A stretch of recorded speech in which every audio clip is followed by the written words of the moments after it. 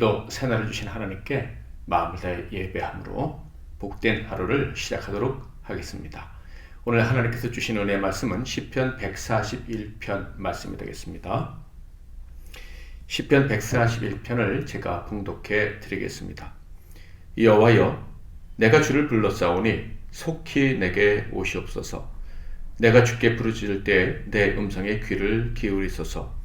나의 기도가 주의 앞에 분향함 같이 되며 나의 손드는 것이 저녁 제사 같이 되게 하소서. 여호와여, 내 입에 파수꾼을 세우시고 내 입술의 문을 지키소서. 내 마음이 악한 일에 기울어 죄악을 행하는 자들과 함께 악을 행하지 말게 하시며 그들의 진수성찬을 먹지 말게 하소서. 의인이 나를 칠지라도 은혜로 여기며 책망할지라도 머리에 기름같이 여겨서 내 머리가 이를 거절하지 아니할지라.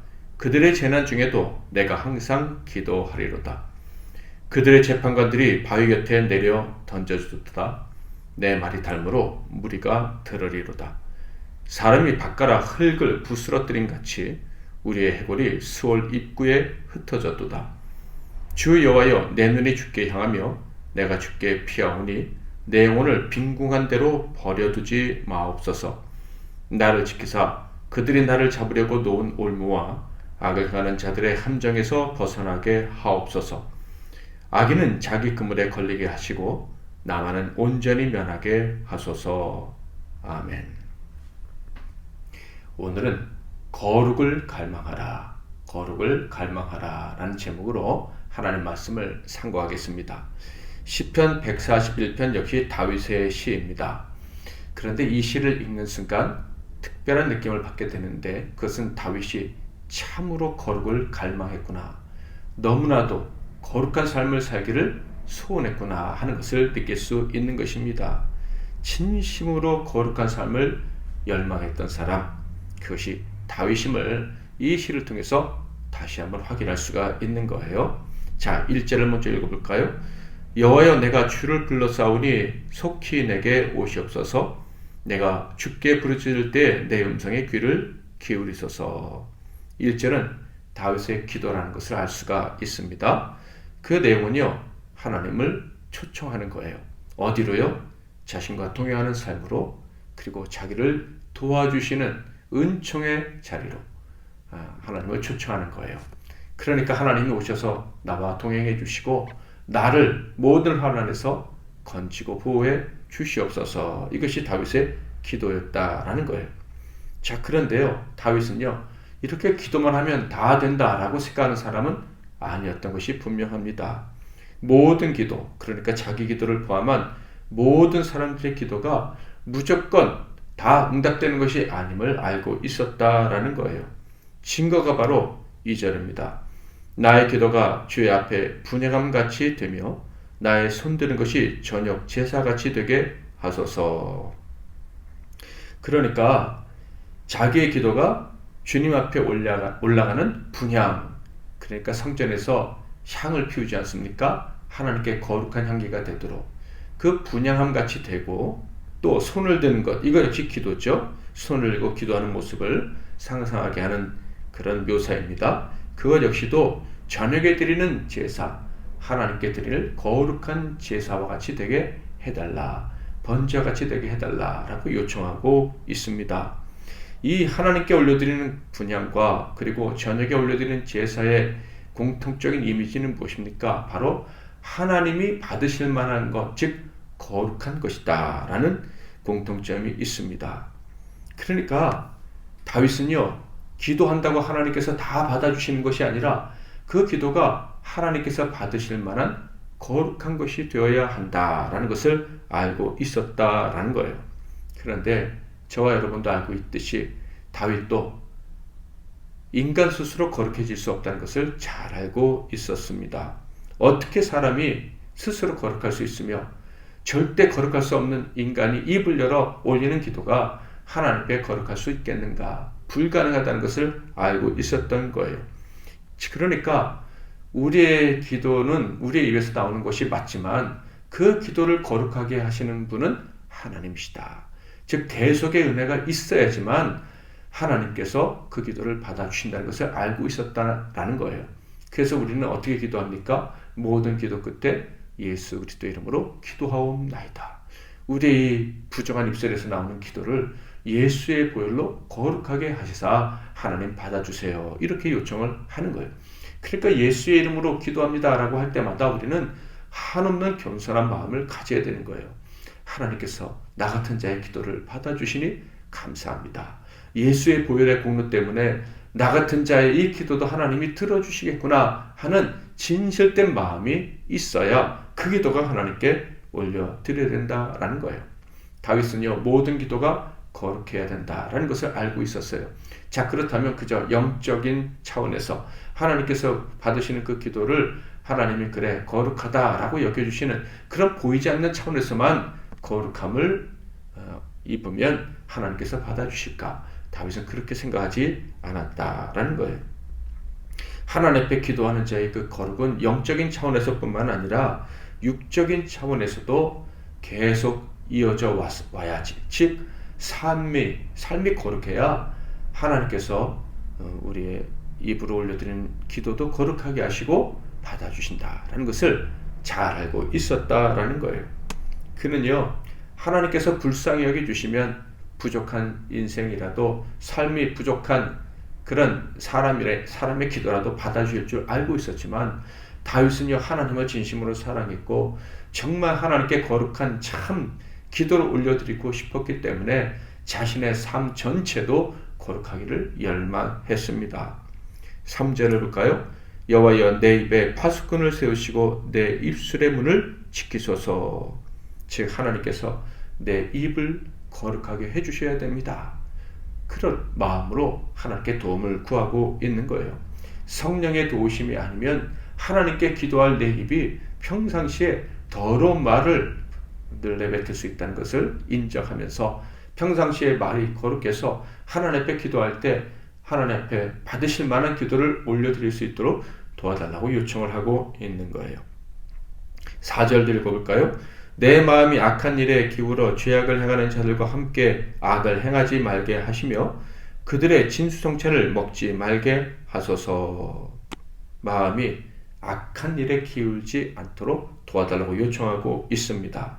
우리는 악은 모양이라도 버리라 라는 말씀을 기억하고 있는데요. 다윗은 악한 사람의 근처에도 가지 않도록 도와달라고, 특별히 악인이 진성찬을 차려놓고 초청할 때 덥석 입에 부는 그런 일이 없게 해달라고 분별력을 달라고 기도하고 있는 거예요. 당연히 어려운 일이죠. 악인이 위장하고 좋은 의도인 것처럼 식사를 대접한다고 할 때 그 거절하기가 어찌 쉽겠습니까? 그런데 다윗은 그것마저도 하나님께서 도와주시기를 요청하고 있는 거예요. 함부로 밥을 얻어먹지 말고, 그래서 악인의 밥을 얻어먹어서 악인과 어쩔 수 없이 같은 길을 가게 되는 그런 일 절대 없게 해달라고.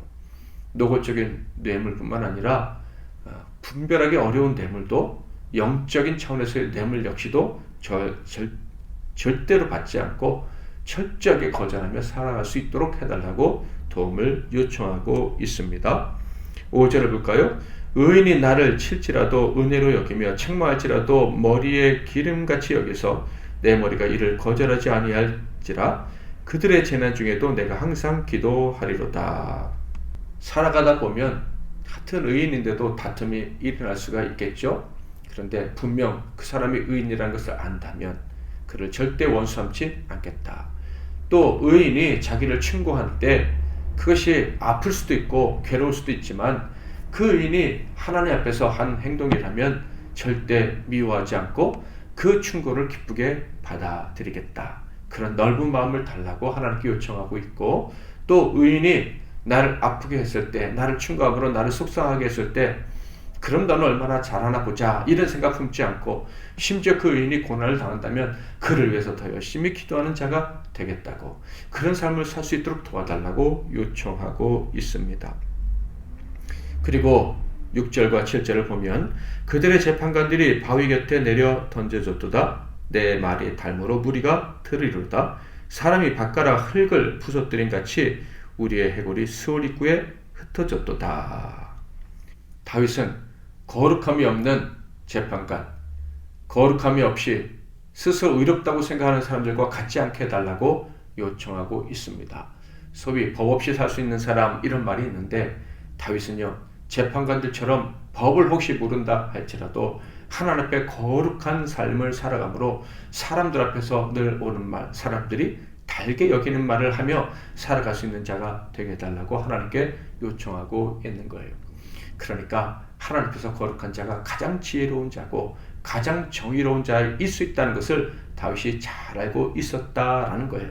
그래서 그는 세상의 지혜를 구하는 것이 아니라 하나님 앞에 거룩한 자로 살아갈 수 있게 해달라고, 이것이 나의 가장 큰 소망이라고 하나님 앞에 마음을 보여드리고 있는 거예요. 그러니까 다윗은 세상의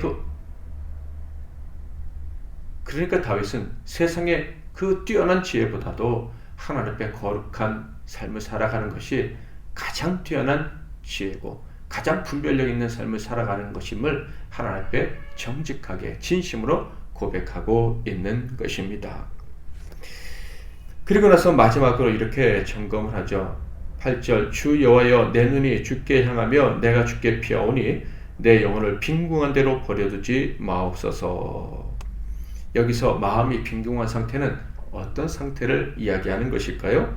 바로 하나님을 두려워하지 않는 마음, 하나님 앞에 거룩하게 서야 된다는 사실을 망각한 상태에 있는 마음을 이야기하는 것입니다. 다윗은요 그런 빈궁한 채로 자신을 버려두지 말라고 하나님께 요청하고 있습니다. 그러니까 기도할 때뿐만 아니라 내 삶 전체에서 모든 인간관계 속에서 그리고 혼자 있을 때라도 내 마음이 하나님 앞에서 부끄러움이 없는 거룩한 마음과 또 거룩한 행실이 되게 해달라고 요청하고 있습니다. 바로 그러한 모습을 갖출 때 하나님께 온전히 기도할 수 있고 하나님께 응답받을 수 있다. 그 응답으로 보호하심을 누릴 수가 있다라는 거예요. 그 거룩함으로 말미암아 하나님과 동행하는 참 기쁨을 누릴 수 있다라고 고백하고 있는 것입니다. 그리고 9절 10절에서는 그렇게 거룩하게 하나님께 기도드리는 자는 완전한 보호를 받는다라는 말씀으로 이 시를 마무리하고 있어요. 나를 지키사 그들이 나를 잡으려고 놓은 올무와 악을 행하는 자들의 함정에서 벗어나게 하옵소서. 악인은 자기 그물에 걸리게 하시고 나만은 온전히 면하게 하소서. 사랑하는 성도 여러분, 우리는 하나님의 택함 받은 거룩한 백성입니다. 그러므로 완전한 동행, 완전한 보호하심을 누리고 살 권리가 있습니다. 세상과 다른 운명을 살아갈 수 있는 특권을 하나님께로부터 받았습니다. 하나님께서 우리에게 요구하시는 것은 이제 다른 것이 없어요. 하나님이 주시는 복을 다 받아 누리라 하는 것입니다. 그 복을 받아 누리기 위해서 우리는 당연히 하나님의 은혜에 보답하기 원해서라도 우리는 거룩한 삶을 살아야 할 것입니다. 우리가 모든 삶에서 하나님께서 우리를 거룩하게 해주시기를 갈망하며 기도하고 또 그런 거룩한 삶을 살아가면서 하나님께 기도하면 우리는 정말로 다른 인생을 살아갈 수가 있습니다. 부정하고 늘 부족해도 하나님 우리를 도와주시지만 우리가 거룩한 자가 되기 위해 최선을 다하고 거룩을 갈망하는 삶을 살다가 기도하면 더 큰 역사와 더 큰 권능을 체험하게 될 것입니다. 그런 삶을 다 사시게 되는 저와 여러분이 되기를 주님의 이름으로 축복하고 오늘 하루도 주 앞에서 거룩을 갈망하며 살아가는 가운데 하나님의 섬세한 인도하심을 경험하기를 주님의 이름으로 축복합니다. 오늘도 기도함으로 하루를 시작하겠는데요. 나의 입술의 모든 말과 찬양하시기를 또 추천해 드립니다. 제가 먼저 잠깐 기도하겠습니다. 하나님 아버지, 우리를 억만 죄악 가운데서 예수의 보혈로 구원해 주시니 감사합니다. 예수의 보혈로 우리의 죄를 씻으시고 거룩하게 하심으로 우리가 하나님 앞에 서되 영원히 설 수 있게 해주시고 하나님께 무엇을 구하든지 다 받아 누리되 영원한 생명, 완전한 구원까지 받아 누리게 해주시니 감사합니다. 이제 하나님의 은혜로 하나님 앞에 서게 된 우리들, 그리고 하나님의 복을 받아 누리게 된 우리들, 하나님 앞에 언제나 거룩하게 설 수 있게 하옵소서. 거룩의 열망을 가지고 하나님 앞에 부끄러움이 없는 하나님 앞에서의 부끄러움이 점점 사라지는 그런 복된 인생 되게 하옵소서. 오늘 하루도 거룩을 갈망하며 살아갈 때 하나님의 동행, 하나님의 도우심을 느끼며 경험하는 하루가 되게 하옵소서. 예수 그리스도의 이름으로 기도하옵나이다. 아멘.